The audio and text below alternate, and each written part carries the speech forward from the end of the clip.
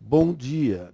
Dando prosseguimento ao curso anual de eletrocardiologia do INCOR, eu sou Antônio Américo Friedman, professor livre-docente da Faculdade de Medicina da USP e responsável pelo serviço de eletrocardiologia do Hospital das Clínicas da faculdade. No Hospital das Clínicas, nós temos dois serviços de eletrocardiografia, um do INCOR e outro do Instituto Central, que cuida da clínica médica e atende também as outras especialidades, né? Por isso, o assunto da aula de hoje será as alterações do eletrocardiograma em doenças não cardíacas. E, como de hábito, nós iniciaremos com a apresentação de dois casos. E a doutora Cristiane vai apresentar o primeiro deles. Bom dia. Então, o primeiro caso, o paciente VAA, 39 anos, feminino. O que a gente pode observar nesse eletro?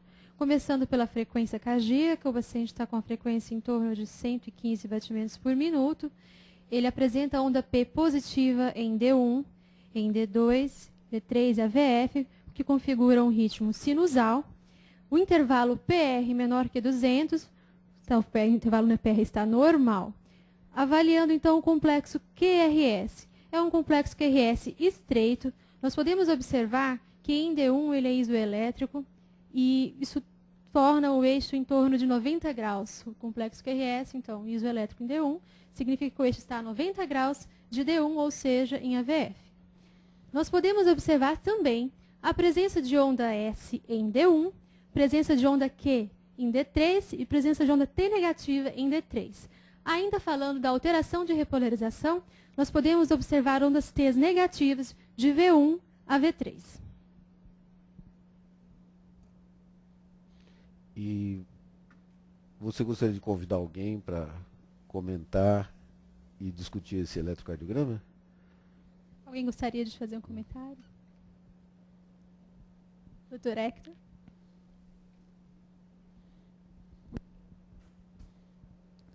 Bom, aqui pelas alterações apresentadas pela doutora Cristiane, pode-se sugerir o diagnóstico de TEP, somado à clínica que ela apresente.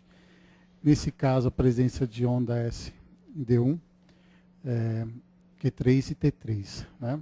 E além disso daí, uma alteração da repolarização no plano horizontal. Obrigado. Então, nesse caso, o raciocínio seria mais ou menos o seguinte, né? Encontrando uma senhora de 39 anos, em geral uma mulher nessa faixa etária costuma ter o eixo mais para a esquerda, porque o indivíduo longilíneos, como jovens, né, podem ter o eixo verticalizado, uma mulher de 39 anos deve ter casado, engravidado, engordado, o eixo sempre é um pouco mais para a esquerda, né? Mas o fato de estar verticalizado, então surge uma onda S em D1, a onda Q em D3 e a onda T negativa em D3, não é? Que sinal esse nós vamos ver na aula, não é exclusivo de TEP, ele aparece em qualquer sobrecarga ventricular direita. Mas esse sinal, associado à taquicardia sinusal, à inversão das ondas T nas precordiais direitas, o conjunto desses dados, num quadro clínico compatível, como essa paciente que tinha dispneia, é altamente indicativo de TEP. Então, comentando o caso. A identificação da paciente, então, VAA, 39 anos, feminino, ela procurou o PS do HC com dispneia. A gente pode observar, então, no eletro um ataque cardíaco sinusal, uma frequência de 115, um QRS orientado a 90 graus, ondas T negativas em D3, V1, AV3. A taquicardia, então, indica que a paciente não está estável, sugerindo alguma afecção aguda. Não é muito comum, então, como o doutor Américo falou, que essa paciente apresente um eixo tão verticalizado. A análise mais detalhada das derivações de D1 e D3 revela, então, a morfologia S1, Q3, T3, consequente, então, a rotação horária do QRS, o que sugere, então, a sobrecarga de ventrículo direito. As ondas T negativas de V1 a V3 podem resultar de alterações do ventrículo direito.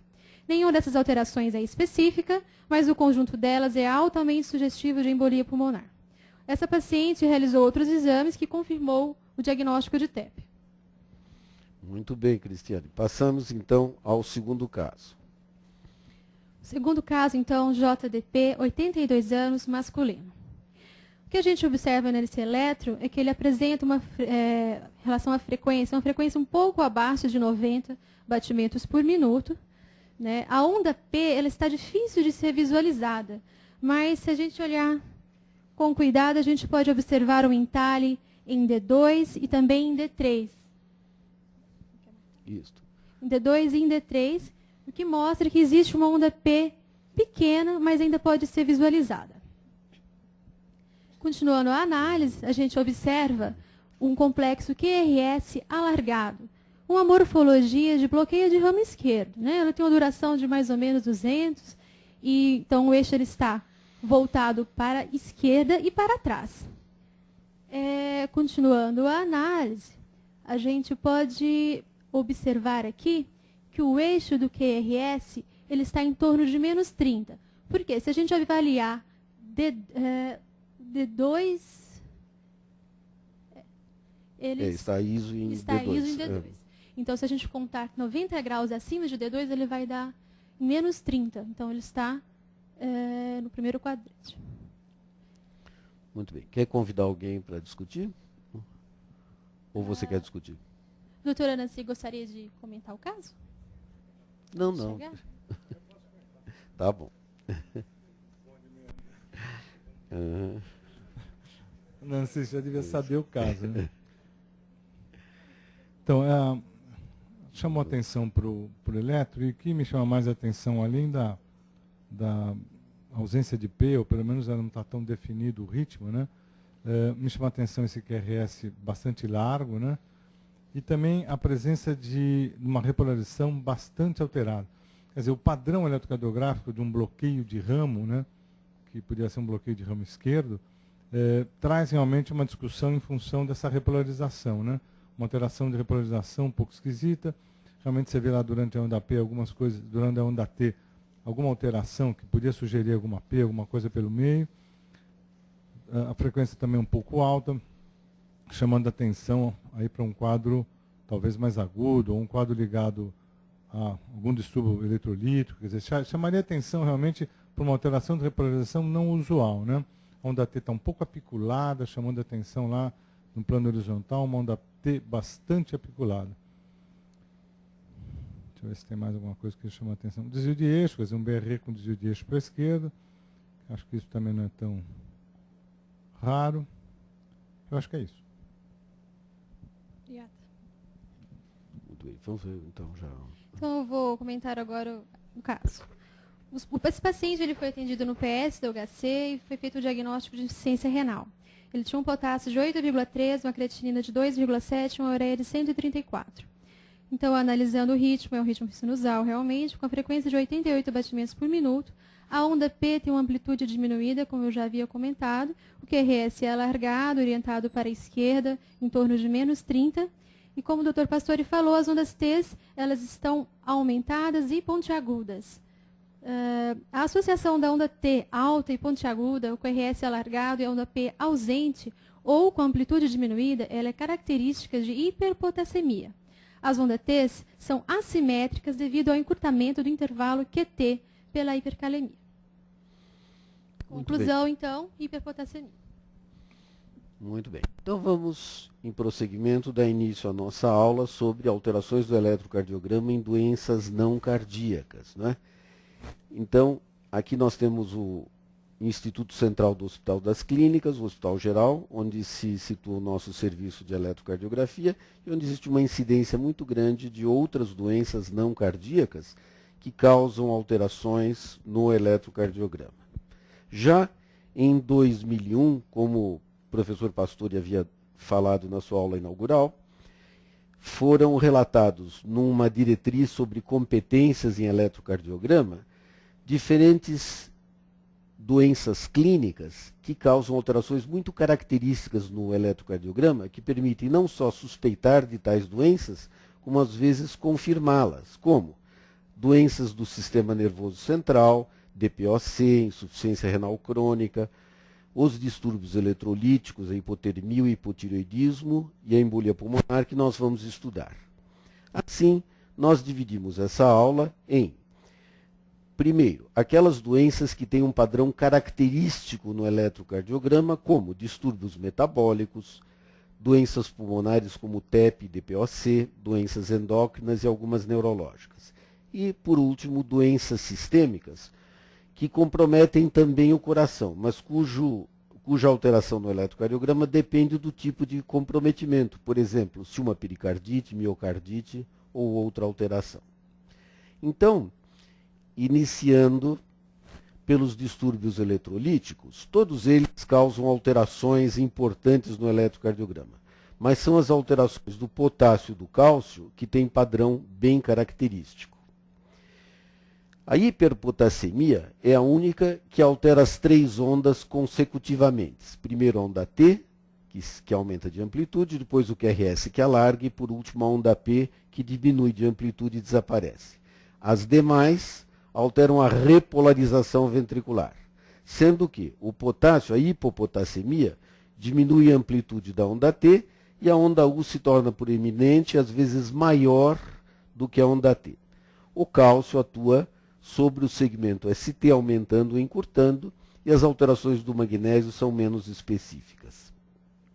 Para nós entendermos, então, as alterações na hiperpotassemia, é importante a gente correlacionar as alterações com as mudanças no potencial de ação da fibra cardíaca. Então, em primeiro lugar, quando surge a hiperpotassemia, aumenta a velocidade da repolarização. E a onda T se torna, então, ampla. Não é? Então, é a fase 3 que começa a se alterar inicialmente. Em seguida, nós temos uma diminuição da velocidade de despolarização. Então, é a fase 0,1 que se torna mais lenta e que alarga o QRS, e esse mesmo tipo de alteração também acontece no átrio, não é? Diminuindo a voltagem da onda P. Assim, na hiperpotassemia, as alterações dependem dos níveis de potássio. Quando a hiperpotassemia é leve, em torno de 6 miliequivalentes por litro, a repolarização se torna mais rápida e a onda T modifica, ficando alta, simétrica, de base estreita, com aspecto em tenda. Quando a hiperpotassemia é moderada, em torno de 7 a 8 miliequivalentes por litro, a despolarização se torna mais lenta, primeiro alargando o QRS, e a seguir havendo diminuição e desaparecimento da onda P. Mas o ritmo continua sendo sinusal, porque as células do nó sinusal são mais refratárias à hiperpotassemia do que as do miocárdio atrial. Então nós chamamos de condução sinoventricular, mas que no eletrocardiograma é indistinguível de um ritmo juncional. E na hiperpotassemia acentuada, em torno de 9, 10 miliequivalentes por litro, surge bloqueio AV e bradiarritmias, até mesmo supradesnivelamento do segmento ST e, por último, quando não controlada, fibrilação ventricular e parada cardíaca. Aqui um exemplo de hiperpotassemia leve. E eu chamo a atenção para as ondas T com esse formato em tenda. Em tenda, por analogia com a tenda do índio americano de história em quadrinhos. Talvez os eletrocardiografistas mais antigos, só interpretando o eletrocardiograma monótono, não tinham recursos de imagem que nós temos hoje, então criaram uma série de nomenclaturas, de analogias com figuras. Né? Nesse exemplo, a onda T, de onda T em tenda, o potássio era 6,3. Nesse outro, em torno de 6,4, vejo muito parecido. Quando a gente olha, então, em V3, né, e em V4, a gente observa, então, essas ondas T em tenda muito parecidas com o exemplo anterior. E vejam, então, após diálise, como essas ondas T normalizaram. Então, nesse mesmo caso, colocando lado a lado o eletrocardiograma antes e após a diálise, a gente observa que durante a hiperpotassemia, a onda T tinha uma amplitude cerca de 3 vezes maior, se tornou ampla simétrica, não é? E pontiaguda e com a base estreita que não excede 200 milissegundos. Não é? Se nós tivéssemos sempre um eletrocardiograma para comparar, então nós não teríamos dúvida, não é, do diagnóstico de hiperpotassemia na quase totalidade dos casos. Mas, além disso, a onda T pode adquirir assim, um comportamento curioso. Vejam só, nesse eletrocardiograma, nós vemos que a onda T é negativa em D1, AVL, e tende a negativa em V5 e V6 por conta do strain, não é? E quando surge a hiperpotassemia, nós encontramos então uma inversão da onda T, uma pseudonormalização, que leva ao aparecimento de formas bizarras, como por exemplo essa morfologia minus plus, ou então certas saliências na onda T. Isso então é devido ao balanço das forças elétricas das condições que negativam a onda T, como por exemplo o strain, e com a hiperpotassemia tende a ficar positivo, e por isso nós vemos que essas alterações são bastante frequentes, como a gente vai mostrar a seguir. Nesse outro exemplo, nós temos uma hiperpotassemia mais acentuada, não é? Em torno de 9. Observe então aqui em V3 e V4, como a onda T fica altíssima, não é? Base estreita, pontiaguda, não é? O QRS alargado, e a onda P existe, mas está diminuindo de amplitude até desaparecer. E nesse caso ainda, de tão alta hiperpotassemia, nós temos aqui também um supradesnivelamento do segmento ST em V2 também, não é? Nesse outro caso, hiperpotassemia mais acentuada ainda, o QRS alarga tanto que adquire uma forma bizarra. Observem bem, uma forma que acaba se fundindo aqui com a onda T, não é? E essas formas são bastante peculiares de hiperpotassemia. Vejam a seguir o que acontece após a diálise, não é? O QRS fica estreito, apenas persiste um padrão de sobrecarga esquerda com strain, porque o paciente ele é hipertenso, e olha, todas essas alterações que nós acabamos de ver eram decorrentes, então, apenas da hiperpotassemia. Nós devemos ter um certo cuidado e pensar em hiperpotassemia, porque ela pode simular outros diagnósticos e até mesmo induzir iatrogenias. Vejam esse exemplo. Se vocês olharem nas derivações do plano frontal, nós temos aqui um exemplo típico de bloqueio do ramo esquerdo, QRS alargado, uma onda T se opondo, mas quando nós chegamos nas derivações V5 e V6, a gente observa que a onda T se torna maior do que o QRS, aqui em V6 aquele formato minus plus, olha só, não é? Então é bem provável que tanto o QRS quanto a onda T sejam exclusivamente ocasionados pelo potássio de 8,8 e que após correção desse potássio, o QRS seja estreito, o eletrocardiograma possa ser normal, não é? A hiperpotassemia causa bradicardia e às vezes uma bradiarritmia tão intensa que pode até simular a doença do nó sinusal, como nesse caso, de um paciente que estava torporoso e quase um marcapasso. Entretanto, alguém percebeu essas ondas T, suspeitou de hiperpotassemia e administrou bicarbonato. Vejam só, com isso a frequência normalizou, o paciente que estava torporoso acordou e os resultados mostraram um potássio de 10,7 neste caso. Agora sim, não é? Nós temos então um eletrocardiograma típico, não é?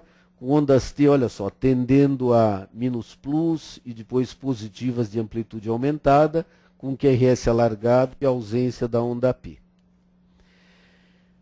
Na maioria das vezes, nós temos uma bradiarritmia. Entretanto, quando na insuficiência renal aguda, é possível nós termos taquicardia associada à hiperpotassemia, devido a ou situações como sepsis ou instabilidade hemodinâmica, e nesse caso, então, a taquicardia pode simular uma TV sustentada, como nesse caso, de uma paciente com câncer, olha só, que apresentava uma taquicardia de QRS largo com ausência de onda P, e se nós aplicarmos critérios para diagnóstico de TV, como os critérios de Brugada, nós até concluiríamos que deve ser uma TV, mas não era.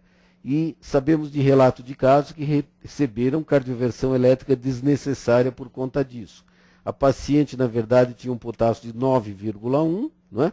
E após diálise, veja como o eletro voltou ao normal, embora a taquicardia persistisse, não é? A hiperpotassemia também produz supradesnivelamento do segmento ST, como nesse caso. Vejam só, não é? De V1 a V4, não é? Como nós temos um supradesnivelamento que pode simular um infarto, não é? Na parede anteroseptal. Entretanto, não é? O potássio estava 8,1, o que explica, não é? Essas alterações ao lado da onda T pontiaguda, QRS alargado, como vocês podem perceber, não é? Mas às vezes pode induzir iatrogenia, como esse exemplo relatado pelo Dr. Marriott, não é? De um jovem de 29 anos diabético, não é? Que, por passar mal, foi até helicopterado por um serviço de emergência e aonde verificaram o seguinte, que com esse ST supradesnivelado, não é? De V1 até V3, não é? Diagnosticaram infarto agudo do miocárdio e trombolizaram o paciente. Deixaram, todavia, de observar que a onda T era muito pontiaguda, o QRS alargado e a ausência de onda P, as três características fundamentais de hiperpotassemia. Então, mais tarde chegou o potássio, estava 8,9, não é? O tratamento mudou e as condições melhoraram. Então, vejam só como pode confundir. Aqui um caso de leptospirose. Nós sabemos que a leptospirose pode levar a insuficiência renal aguda, até com baixa de potássio. Mas nesse caso de doença de Weil muito grave, a gente percebe nitidamente que, embora o paciente esteja taquicárdico, QRS alargado, com ondas T muito amplas, e olha só aquela morfologia minus plus característica, né? Da hiperpotassemia aqui também, né? Mostram que o paciente estava com hiperpotassemia. Ele tinha um potássio de 6,7, mas quando foi colhido, geralmente de manhã cedo, o eletrocardiograma é feito mais tarde, e o doente continuou piorando, não é? De forma que à tarde ele já apresentava supradesnivelamento, não é? Porque deve ter aumentado o nível de potássio, e por último, fibrilação ventricular e parada cardíaca, não é? Então essa é a história natural da hiperpotassemia. Bom, a hipocalemia produz alterações inversas, né? A repolarização se torna mais lenta e no eletrocardiograma nós encontramos diminuição da voltagem da onda T, proeminência da onda U, que às vezes se torna maior que a onda T, e o QT e sempre o QU estão aumentados, prolongados. Então veja esse exemplo de uma paciente em uso de diurético, tiazídico, né? Causa mais comum de hipopotassemia, né? E que apresentava, então, potássio 2,3. Então, observem aqui no detalhe, não é? Então, a onda T, a onda U, depois a onda P seguinte. Vejam que o intervalo QT está aumentado, não é? E a onda U está até maior do que a onda T. Aqui um outro exemplo de um paciente com distúrbios metabólicos, não é? E vejo aqui em D2 a onda T com potássio de 2 e depois a normalização. Aqui o mesmo caso, assim, não é? Ampliado, nós vemos então o seguinte, não é? Que aqui a onda U maior do que a onda T e a onda T normalizada após. Então aqui é a morfologia bastante característica, não é? Das alterações da hipopotassemia. E mais um exemplo aqui com potássio 2,1, não é? Observem só a repolarização, como se torna assim anormal, indicando distúrbio eletrolítico, não é? E por último, um exemplo de um paciente com uma doença dos canais iônicos, a paralisia periódica hipocalêmica, que apresentava uma onda T muito achatada, não é? E observem bem, não é? e o potássio estava 1,6. E após correção, né, a onda T se torna normal, né, e o QT encurta. Por quê? No eletrocardiograma com hipocalemia, né, havia uma onda U que alongava, então prolongava a repolarização ventricular. Né? O cálcio atua sobre o segmento ST, então aumentando ou diminuindo o intervalo QT. Na hipocalcemia, o QT está aumentado e o segmento, às custas de um segmento ST não só prolongado, como também retificado. E a retificação às vezes chama a atenção, né, da hipocalcemia. Já a hipercalcemia produz o inverso, o QT diminui, porque o segmento ST se encurta e às vezes pode estar mesmo ausente. Então vejam um exemplo típico de hipocalcemia. O cálcio estava 7, para o normal de 8,5 a 10,5. Né? O segmento ST aqui retificado, né, em várias derivações, bem evidente aqui em D2, não é? E jogando a onda T, não é, mais adiante. E aqui no detalhe, né, nós vemos então o segmento ST prolongado, o QT aumentado e as suas medidas. Não é? Aqui um exemplo de hipercalcemia. Observem que em comparação com o exemplo anterior, nós não temos segmento ST. Então, a onda T está colada no QRS. Era um caso de metástase óssea de CA de mama, em que o cálcio estava 14,6. Não é? E aqui um outro exemplo de hipercalcemia, não é?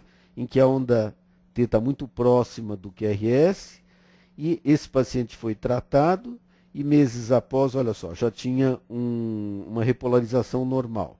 Então, nesse caso, nós resolvemos medir os diferentes parâmetros da repolarização e verificamos o seguinte, que o índice que melhor expressou o encurtamento do QT foi o QATC, que é o intervalo entre o início do QRS e o ápice da onda T corrigido, não é?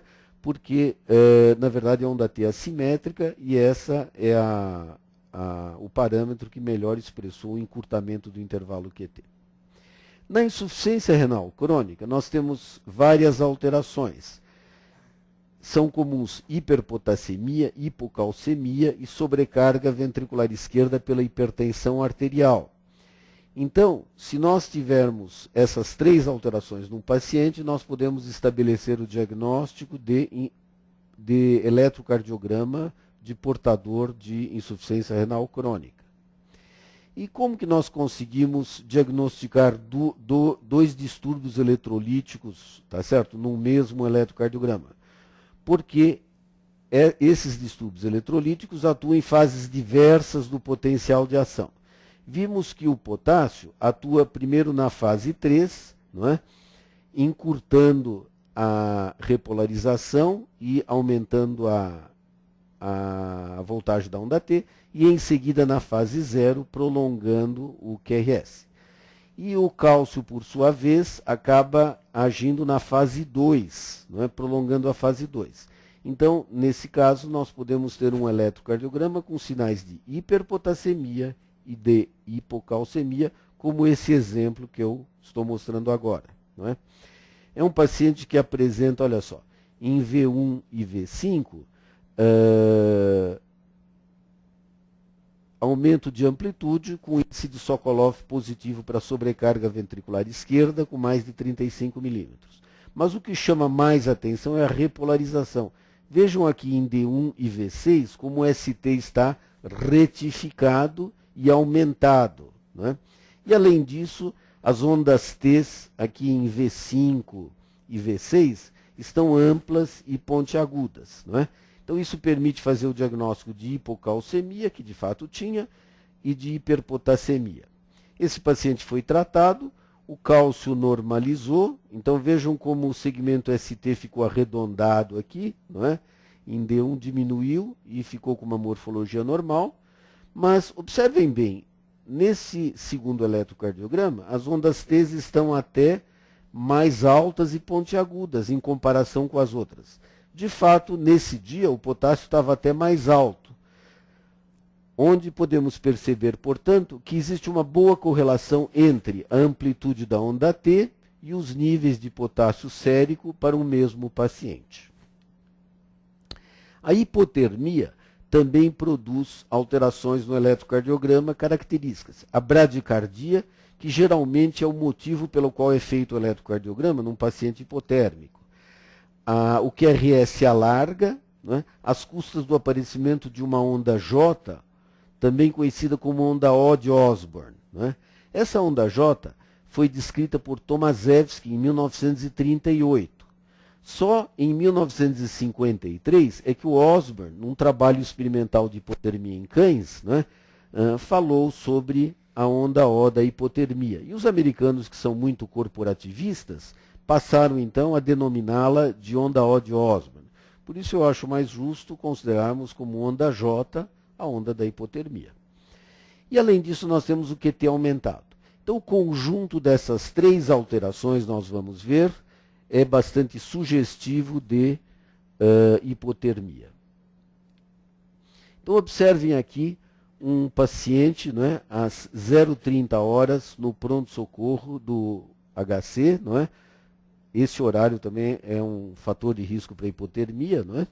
Está mais fresco. E nós observamos aqui, assinalados por flecha, né, o aparecimento da onda J. Não é? E o paciente tinha uma bradicardia sinusal de 38, eu acho que foi o motivo por que fizeram o eletrocardiograma, e aqui um QT prolongado de 600 milissegundos. Não é?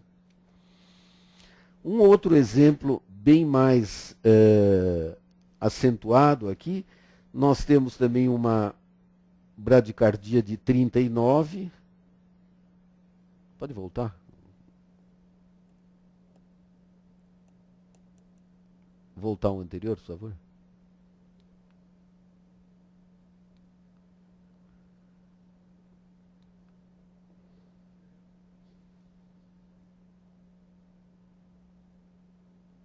Desculpem pelas falhas técnicas.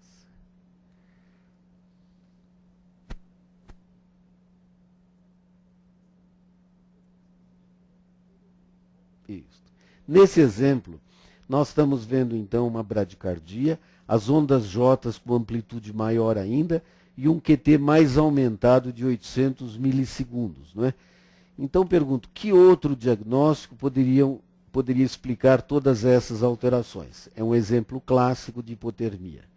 E nós temos um exemplo mais impressionante ainda, este daqui, numa paciente na recuperação pós-operatória, né, que ainda estava entubada, daí a medida da pressão intraesofágica dela, e olha só, assinaladas por seta, essas ondas J bastante aumentadas, paralelas ao QRS, e que, após aquecimento com cobertor, não poderia ser um tratamento mais barato do que esse, não é? Desapareceu essa onda J, não é? Então vejam antes e após como essa onda J era devido apenas à hipotermia, não é? Muito bem. Outra condição que é importante diagnosticar e que o eletrocardiograma contribui muito é a embolia pulmonar, onde nós encontramos taquicardia sinusal, desvio do QRS para a direita, com padrão S1Q3T3, que já foi referido por McGinney White em 1935, não é? Como sugestivo de tromboembolismo pulmonar. Eu lembro, todavia, que ele não é exclusivo, ele ocorre em qualquer desvio do QRS por sobrecarga ventricular direita, portanto não é específico. Também na embolia pulmonar nós encontramos alterações de ST e T, e ondas T negativas de V1 a V4. Num trabalho de Ferrari, de 80 casos consecutivos de embolia pulmonar, ele achou como a alteração mais frequente no eletrocardiograma. Por isso que esse sinal, essa alteração, também é conhecida como sinal de Ferrari. E, além disso, distúrbio de condução do ramo direito. Então, nós vimos que nenhuma dessas alterações é específica, mas o conjunto delas é altamente sugestivo de tromboembolismo pulmonar. Então, vejo aqui um outro exemplo, não é? Uma paciente de 50 anos que apresenta uma taquicardia sinusal com frequência de 150, porque ela estava bem mal, não é?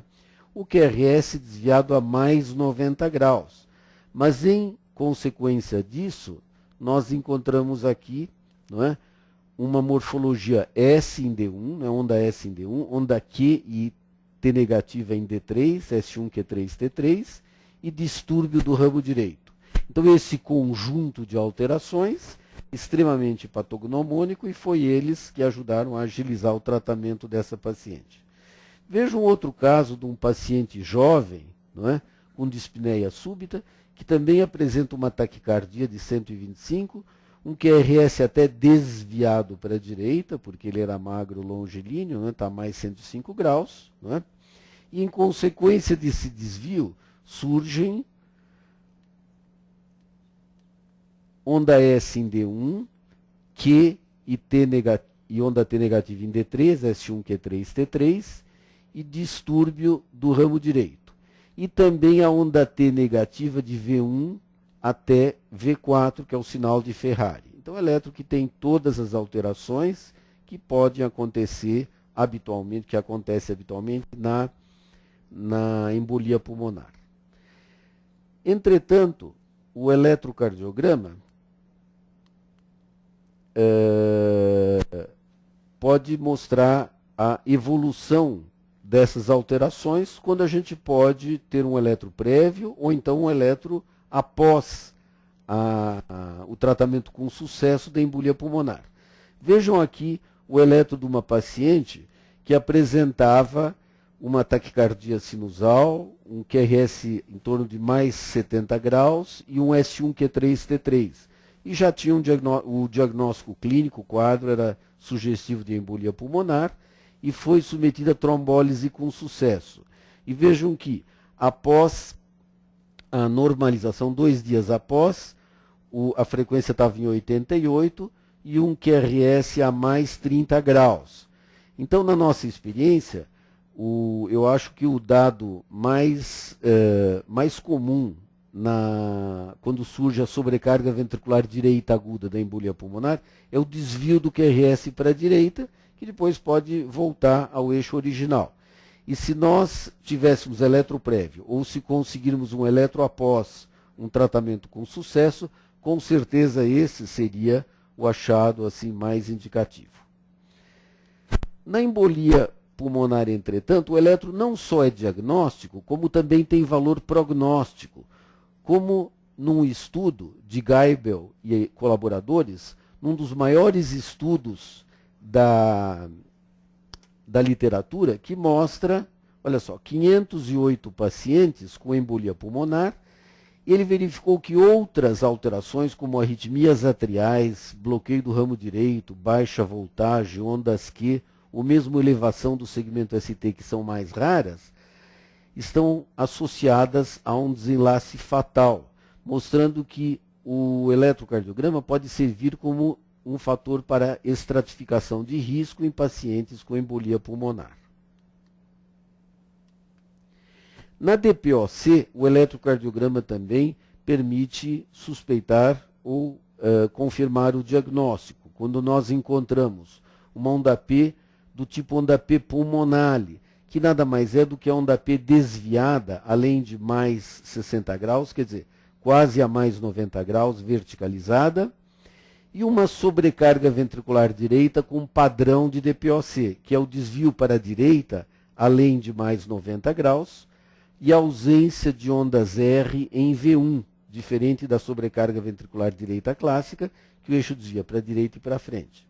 Além disso, nós temos ondas S de V1 a V6 e baixa voltagem em algumas derivações. Então vejam esse exemplo, um eletrocardiograma que à primeira vista pode não chamar muito atenção, mas que uma análise mais criteriosa mostra uma onda P bem evidente em D2, D3 AVF, porque ela está verticalizada e, portanto, negativa em AVL. Né? Então, é uma típica onda P pulmonale. Por quê? Em outras doenças que causam sobrecarga do átrio direito, ela não desvia tanto quanto na DPOC. E, além disso, nós temos, olha só, um grande desvio do eixo do QRS, que está negativo em D1, até positivo em AVR. Ondas S em V6, mas faltam as ondas R em V1. Né? Então, esse é o padrão de SVD típico de DPOC. E, além disso, uma certa baixa voltagem, mas que não é tão difusa, como no derrame pericárdico, por exemplo, ou no mixedema, como a gente vai ver, não é?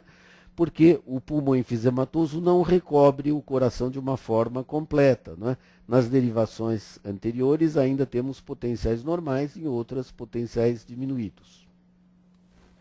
Aqui um outro exemplo de DPOC em que nós temos grande sobrecarga do átrio direito, uma onda P que de amplitude até maior do que o QRS, né, tá vendo?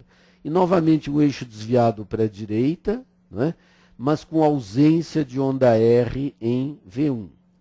Então, para demonstrar que essa ausência de onda R em V1 é uma consequência da DPOC, do enfisema pulmonar, nós escolhemos esse eletrocardiograma que apresenta um eixo do QRS negativo em D1 e positivo em AVF, né, ISO em AVR a mais 120 graus, né, ondas S em V6 e ausência de R em V1. E colocamos derivações 10 centímetros abaixo das derivações V1, V2 e V3. Então, olhem para o eletrocardiograma e vejam o que acontece nas derivações especiais. Surgem, então, ondas R em V1, V2 e V3. Agora sim, temos uma sobrecarga ventricular direita, não é? Clássica, com eixo desviado para a direita e para frente.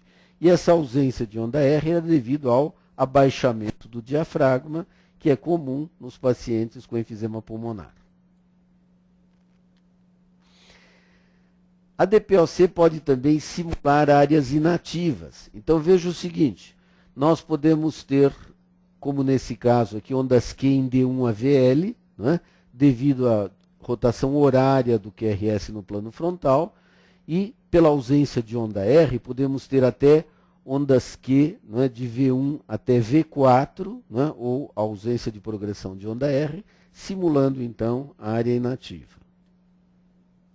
E ainda são comuns as taquiarritmias atriais, principalmente a taquicardia atrial multifocal, né, como nesse caso aqui, né, em que nós temos várias morfologias da onda P, algumas com amplitude aumentada insinuando sobrecarga atrial direita, e um tremor devido ao efeito dos agonistas beta-adrenérgico após inalação. São comuns após broncodilatadores com teofilina, né, ou outras drogas adrenérgicas. Muitas vezes, em pacientes de certa idade assintomáticos, nós encontramos como única alteração, né, uma onda T negativa em AVL, ou seja, uma onda P negativa em AVL, ou seja, uma onda P pulmonale. Né? E quando a gente vai investigar um pouco mais a fundo, a gente percebe que esses pacientes fumam. Então, no nosso serviço, nós passamos a chamar sinal do cinzeiro. Né? Se a única alteração pode ser realmente o sinal inicial de uma DPOC. Né? O hipotireoidismo também produz uma alteração clássica, cujas duas alterações mais importantes são bradicardia sinusal e baixa voltagem. Então, esse binômio, né, bradicardia e baixa voltagem, sugere bastante hipotireoidismo. Além disso, podemos ter alteração da repolarização e distúrbios de condução intraventricular e atroventricular pelo mixedema. Né?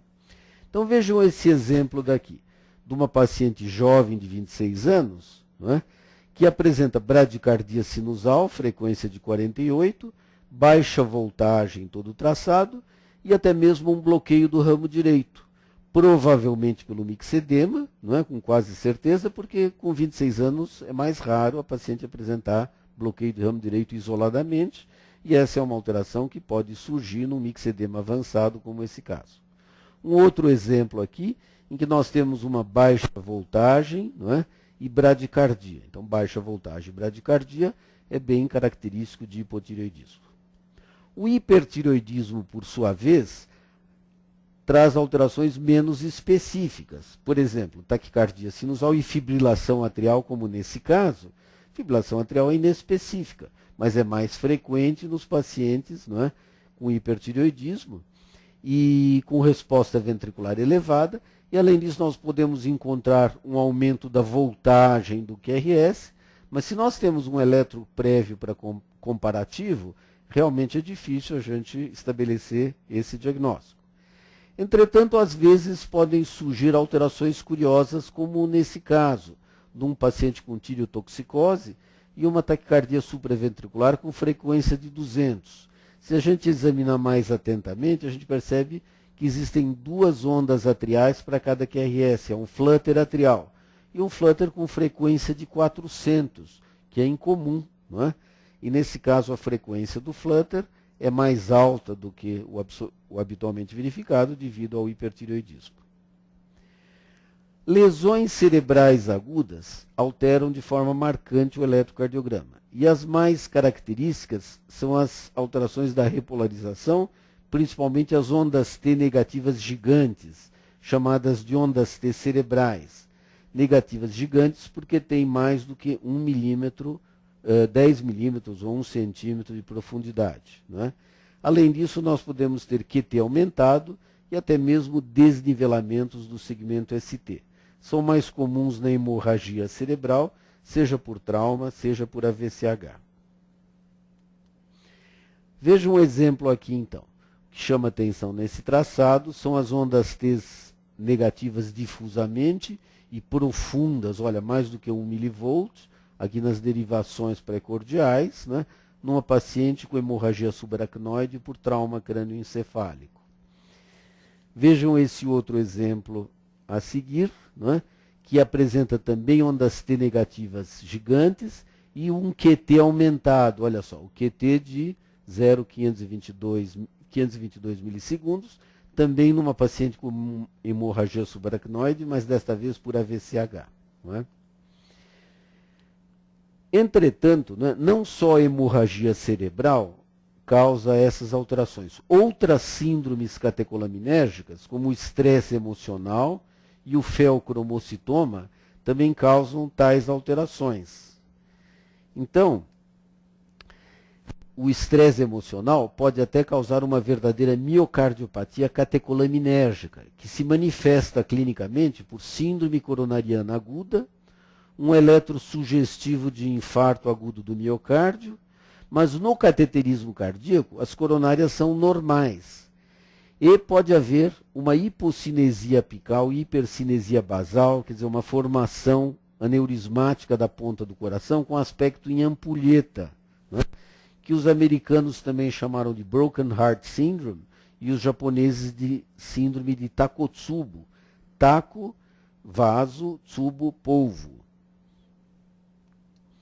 Vejam aqui então a ventriculografia de um caso típico, né, com esse formato em ampulheta, o vaso de pescar polvo, pela analogia do formato do vaso que os japoneses costumam mergulhar no mar, não é? O polvo entra, não consegue sair e já está pronto então para ser levado ao restaurante. Não é? E no eletrocardiograma desses pacientes nós podemos encontrar alterações sugestivas de infarto agudo do miocárdio, como vocês estão vendo aqui, não é? E que regridem, não é, após o tratamento.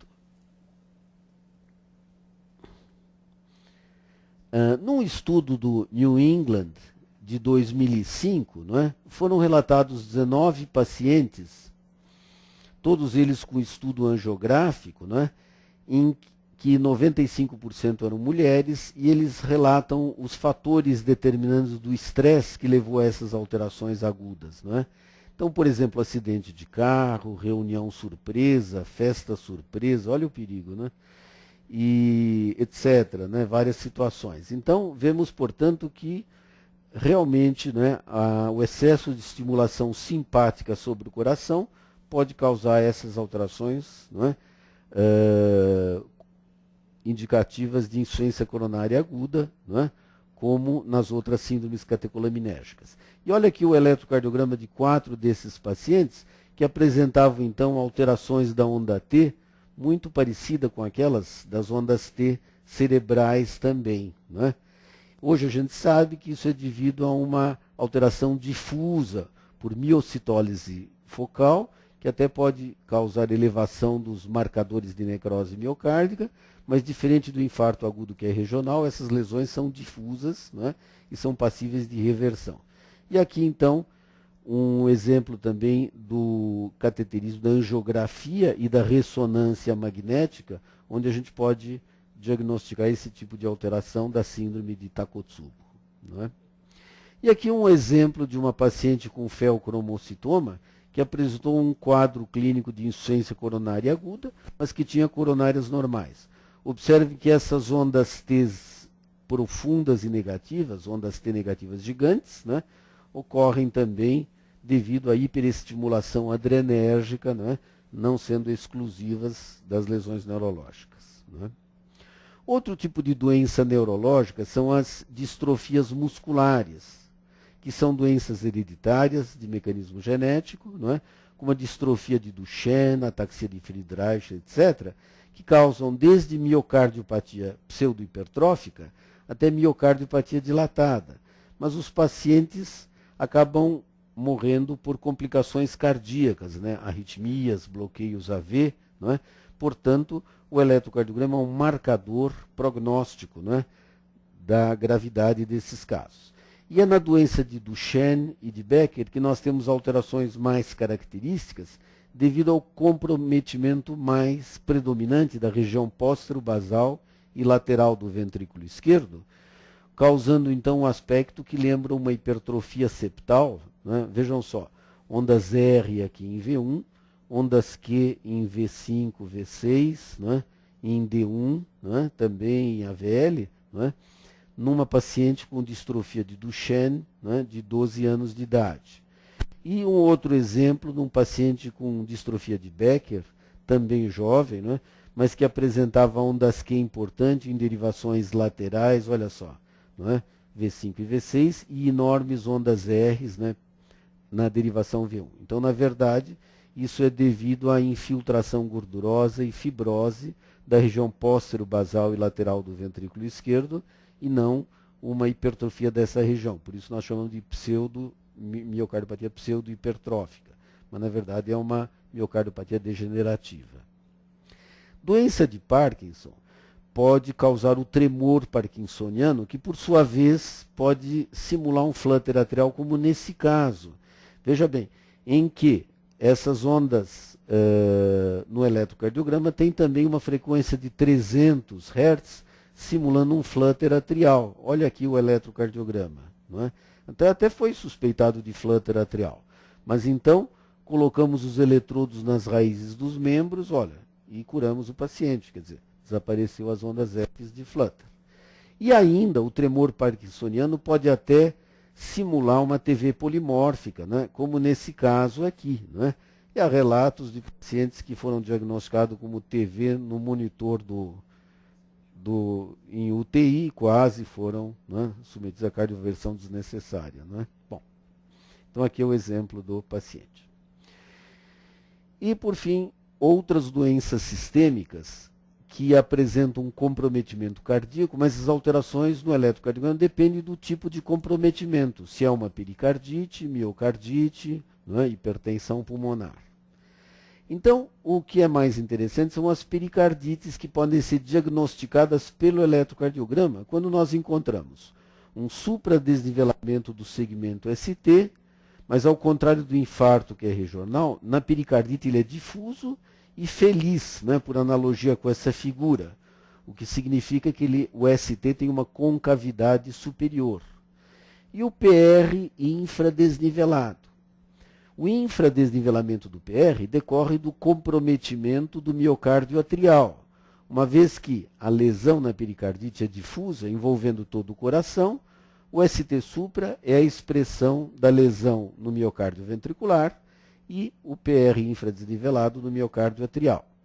E, além disso, encontramos alterações de T e taquicardia sinusal na maioria dos casos, porque, na maioria das vezes, a pericardite é uma verdadeira miopericardite, embora predomine o comprometimento do pericárdio. Não é?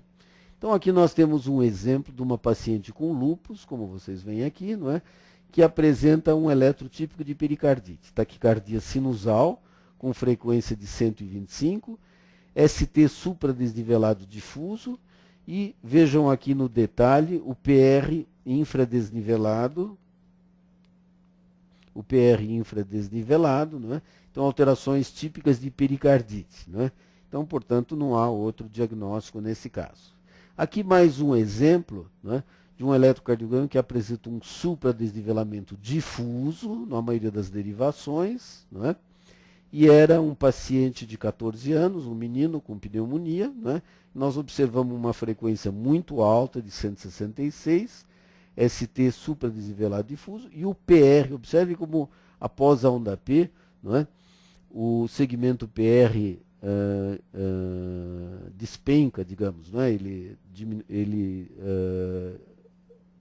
Ele abaixa, então nós temos um infradesnivelamento assim, bastante acentuado, o que contrasta ainda mais o supradesnivelamento, não é? Dando uma diferença de mais de 5 milímetros nesse caso. Derrame pericárdico também altera o eletrocardiograma de uma forma bem sugestiva, né? Causando baixa voltagem, e os critérios que nós usamos para baixa voltagem é menos do que meio milivolto no plano frontal e menos do que 1 milivolto no plano horizontal, e taquicardia sinusal, devido à síndrome de tamponamento cardíaco que sempre existe quando o derrame tem um volume moderado. E, eventualmente, podemos encontrar alternância elétrica devido a um movimento pendular do coração no saco pericárdico com derrame líquido, que é um sinal ainda mais característico de derrame pericárdico. Vejo aqui um exemplo, não é? Em que nós temos baixa voltagem e taquicardia sinusal com uma frequência de 115 batimentos. Era um derrame pericárdico numa paciente com lúpus, não é? Até o eletrocardiograma já faz suspeitar esse diagnóstico. E nesse outro exemplo daqui, além da taquicardia e baixa voltagem, observem aqui em V2, não é? E em V3 e até V5 também, não é? Principalmente aqui em V2, não é? Essa alternância elétrica pelo balanço do coração dentro do derrame pericárdico, não é? O eletrocardiograma também é extremamente importante para o diagnóstico de hipertensão pulmonar, porque na hipertensão pulmonar não há outro dado clínico ou radiológico tão indicativo de hipertensão pulmonar quanto um eletrocardiograma com sobrecarga ventricular direita atípica, né? Então, quando nós encontramos um QRS desviado para a direita e para frente, com ondas R em V1, né, ele é tão característico e tão importante para o diagnóstico que é chamado também de padrão de hipertensão pulmonar. Vejam aqui um exemplo de uma paciente com esquistossomose hepatoesplênica, né, cujo eletrocardiograma de rotina apresentou uma sobrecarga do átrio direito e uma sobrecarga ventricular direita bastante importante, QRS desviado para a direita, ISO na derivação AVR, não é? A mais 120 graus, com ondas R importantes de V1 a V3. Então, essa paciente tem uma hipertensão pulmonar importante, porque tem uma sobrecarga ventricular típica e acentuada, e devida à esquistossomose. Quer dizer, então foi o eletrocardiograma que permitiu estabelecer esse diagnóstico. Nesse outro exemplo, paciente com sarcoidose, que também apresenta um eixo muito desviado para a direita, positivo em AVR, não é? E ondas R's em V1, não é? Então, indicando comprometimento pulmonar difuso com hipertensão pulmonar, não é? O eletrocardiograma faz o diagnóstico. E, quando não há nem história de doença clínica pulmonar ou cardíaca prévia, nós suspeitamos de hipertensão pulmonar primária quando encontramos um eletrocardiograma, como nesse caso de uma paciente de 26 anos, que apresenta uma sobrecarga ventricular direita acentuada, com alterações secundárias, né, da repolarização, verdadeiro strain de ventrículo direito, não é? Então, o eletrocardiograma, nesse caso, é o exame decisivo para o diagnóstico de hipertensão pulmonar, no caso, hipertensão pulmonar primária, não é? Em outras doenças, também pode mostrar outras alterações. Então, aqui nós temos um caso de um paciente com endocardite bacteriana, né, que começou a apresentar uma taquicardia sinusal, né, muito acentuada e refratária ao tratamento, e bloqueio AV de primeiro grau. Observem ainda não é? Nesse outro eletrocardiograma, que ele apresenta aqui um bloqueio AV de primeiro grau, não é? Então, à primeira vista, parece difícil o diagnóstico da taquiarritmia, mas é uma taquicardia sinusal, e há períodos que ele faz, então, fenômeno de Wenckebach, não é? Então, períodos de bloqueio AV de segundo grau do tipo 1. Não é? O exame do Holter mostrou bloqueio divisional e BRD intermitente. E o ecocardiograma e a cirurgia confirmaram, então, que ele apresentava abscesso do septo interventricular. Então, a gente sabe hoje que a presença de distúrbios de condução levam à suspeita de abscesso do septo interventricular. Vejo aqui até mais um exemplo. Aqui uma outra paciente com mais idade, né, que também apresentava uma taquicardia sinusal por febre durante o tratamento de endocardite bacteriana. E observem aqui como apresentava um bloqueio AV de primeiro grau. A onda P se situa entre o QRS e a onda T. Então, novamente, é um caso de taquicardia sinusal com bloqueio AV de primeiro grau. Então, para finalizar, eu queria lembrar o seguinte, que na endocardite, o aparecimento de distúrbios de condução no eletro pode estar associado a abscesso intramiocárdico, né? Então isso se sabe desde 1986.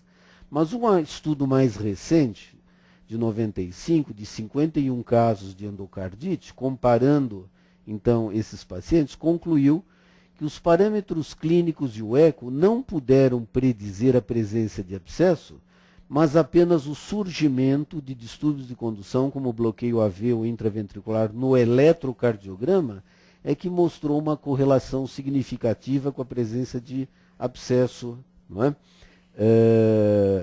Portanto, um exemplo em que o eletrocardiograma pode ter até um valor até maior, em determinados casos, do que o ecocardiograma.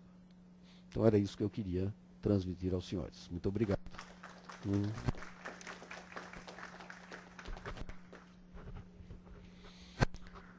Então, se alguém quiser fazer algum comentário ou alguma pergunta, estamos aqui à disposição.